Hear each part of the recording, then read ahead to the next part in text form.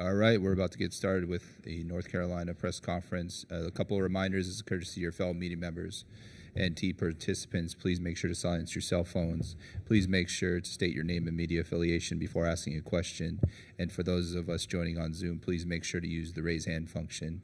One final reminder, all recordings of this press conference on cell phones and cameras are prohibited. We're now joined by North Carolina head coach Hubert Davis and student athletes Cormac Ryan, R.J. Davis, and Armando Bacot.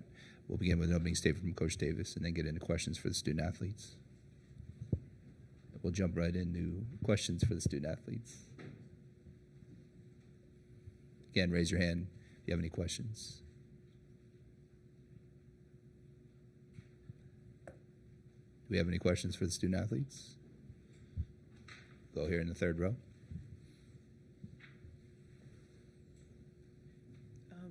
Could you kind of tell me, like the first part of the first half, you guys, what could you guys could have done to keep that momentum going offensively? Start with Cormac.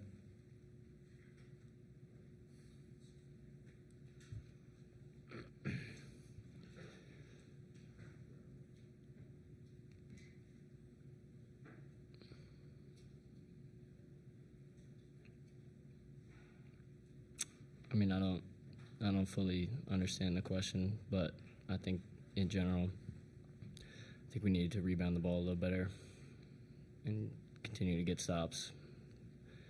I think that hurt us, allowed them to get back in the game. We'll go to front row right here. Armando, what did you make of the way you guys started the second half? It was a tough shooting stretch there for you after halftime, and that seemed to be a factor. Yeah, I thought in the second half we came out a little flat, but I mean, like Cormac said, they got a lot of rebounds. We knew coming into the game they shot a lot of threes, and it would lead to a lot of long rebounds. So I think just me personally, I didn't do a good enough job just boxing out and coming out with more intensity, especially coming into the beginning of that second half, because we knew they would come in and try to come back and come fired up. But, I mean, I think at the end of the day, it just boiled down to them just making more shots than we did. Do we have any other questions for the student athletes? Go ahead in the back. Armando, the feeling, is it a feeling of shock, sadness, surprise? Did you realize Alabama was this good? Did you expect your team was capable of going all the way? So how do you justify what happened tonight? Yeah, I mean, I'm definitely hurt, and I mean, I think we all are a little shocked. I mean, we don't underestimate any opponent, and I think today, I mean, it was tough, but all year we play hard, and today we play hard, and they just made more shots than us, and I mean, it's tough. Losing is not the result we want, especially with just how talented we are as a team, and felt like we had a chance to win the national championship this year, but, I mean, I wouldn't change anything that happened all year. It was a special year just with teammates, coaches. I mean, it was just, for me personally, a restored sense of funness. Just my love for the game just grows so much. My faith this year has grown a lot, and I'm going to miss everything about just being with this team, the coaches. I've been knowing Coach Davis since I was 14 years old, 15 years old, and knowing this is the last time I'll play for him, it definitely hurts. Right here in the front. Alejandro Avila, Outkick.com. It seems like a lot of guys in the locker room are emotional because they really believed in this team. They thought it was a really special group. Now that the year's done, how would you define this team? Best team I've ever played on, just the amount of fun we had and the love we had for each other. I mean, it was just amazing. I mean, it's obviously tough that we lost, but just we played so hard and we cared about each other so much and we loved each other so much. Go ahead here in the fourth row. Yeah, Armando, the knock on Alabama was they can't play defense or they won't play defense. What are your thoughts about that? I mean, like I said, I think it just boiled down to them just hitting more shots than us today. You look at it, I missed a few chippies. I missed a wide-open dunk. abnormal stuff. I mean, we missed some shots we usually make, and later down the stretch, they made some shots. So it's really all I can point to. Go ahead. Rod Baxley, Fayetteville Observer. RJ, you've had such a great year, man. What was kind of your mindset out there to have a game like you had, and what goes through your mind when you look down at the stat sheet and the shooting struggles tonight? I mean, I just wasn't good enough today. Missed a lot of easy shots that I normally make, and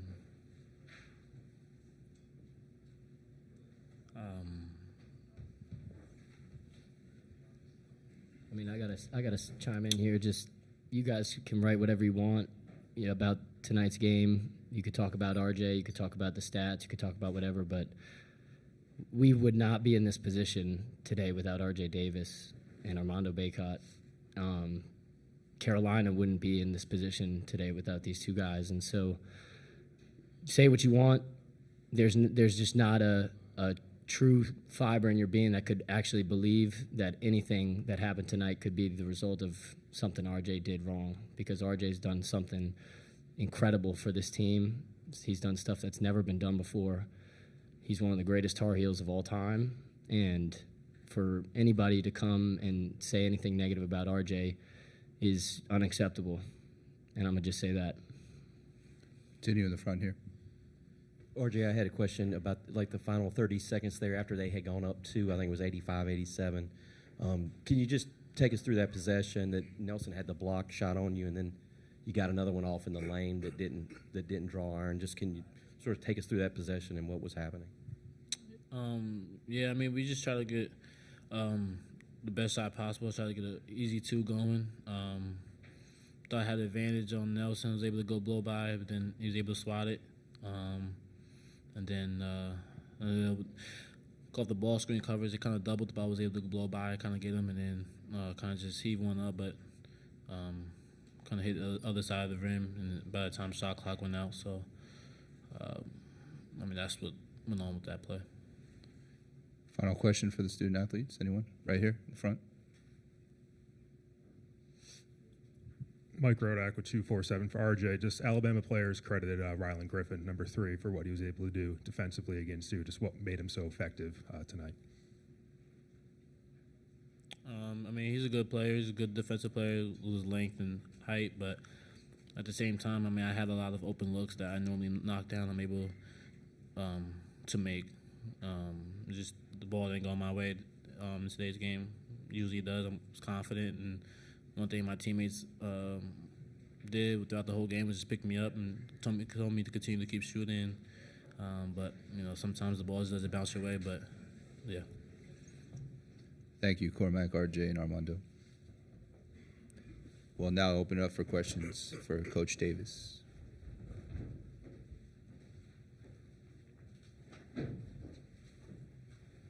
Go ahead. We'll start here in the front. Rod Baxley, Fayetteville Observer. Hubert, how would you just describe that second half for your guys? What did you see the differences down the stretch? The entire second half, or the just in the closing 4 minutes, or what in your mind was the difference tonight? Well, I mean, always in the closing minutes, it's it comes down to a play here and there. I've talked all season about the little details that make big things happen, not just necessarily shots, rebounds, free throws, loose balls. At the end of the day, they made down the stretch more plays than us, and unfortunately, we came out on the short end. We'll go next to the third row over here. Hi, Haley Sawyer, SoCal News Group. So you've played against Alabama in the tournament as a player, and now you're playing them, or you've played them as a coach. So just what was it like, having that perspective change from the player to being a coach now? Really didn't, think about it from a player's perspective. That was really a long time ago, but, it was an honor and a privilege to play against Alabama tonight. They're one of the better teams in the country. Obviously very gifted, from an offensive standpoint, not just shooting the basketball. They have guys that can create their own shot and just go get buckets. But also felt like their length and their athleticism bothered us defensively, and I think that was a huge reason for our field goal percentage in the second half being down.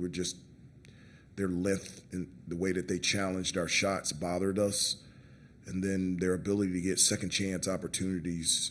I know we won the rebounding battle, but in order for us to have won this game, we needed to dominate the boards on both ends of the floor. We did get 22 offensive rebounds, but just not enough defensive rebounds to come away with the win. Keep it in the front. Hubert, that's what I was going to ask you about, what you felt like changed maybe from the first half to the second half. Was that a surprise in any way? Because your percentages were great in the first half. You hit the 10 threes. Yeah. You're rolling pretty good offensively, and then it dried up. No, it did, and I think it's a number of things. Number one, we just missed shots. I thought we had good looks that not normally that we make that we can make, and we just missed. I thought, secondly, their length and bothered us. They have length and athleticism at every position, and so when they switching, different types of actions, that made it difficult for us to score, and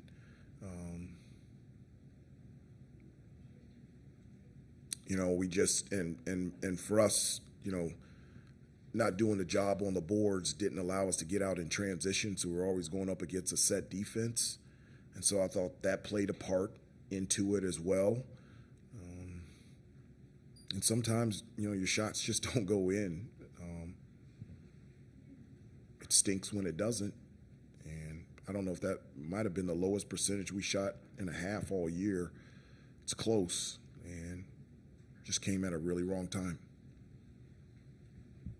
Any other questions here in the room? Coach, we heard what Cormac had to say about RJ, just reflect on his importance to the program. I'm wondering if you had any thoughts to sum up. I know it's tough after a loss, but RJ's impact and Armando's impact here. It was everybody's impact. I mean, in a time in college basketball where there's so many moving parts and so many changes, you had two players that you couldn't ask for them to be as successful as they have been for 4 and 5 years, respectfully, at the same institution. Their commitment to Carolina, their commitment to this program and the community, those are the things that my hope is talked about more, about guys staying committed to the process. And not just RJ and Armando, but also Cormac.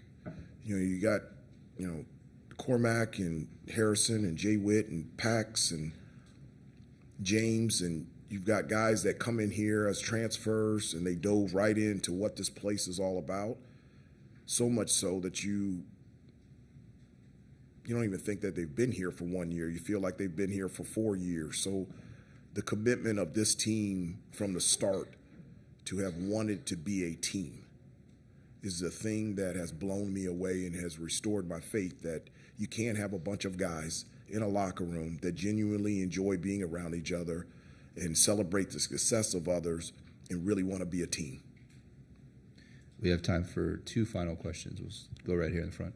Hubert, wanted to ask you just about rolling with Pax a little bit more than maybe usual in the second half tonight, because I think he had more minutes than Seth and Elliott. Just like what you saw there, why that was the decision to do that, and yeah, I mean the way that they were playing us defensively, they were laying off some of our guys, and Pax is somebody that has always been ready when his number is called, and somebody that throughout his career has had an ability to be able to shoot the ball from the outside. And so with them loading up on Armando in the post and loading up on RJ on any type of drives, and then them, I think even staying even more connected to Cormac after the first half that he had, putting in somebody that throughout his career is more proven from the outside, would give Armando some more space, RJ more space to drive and be able to move. And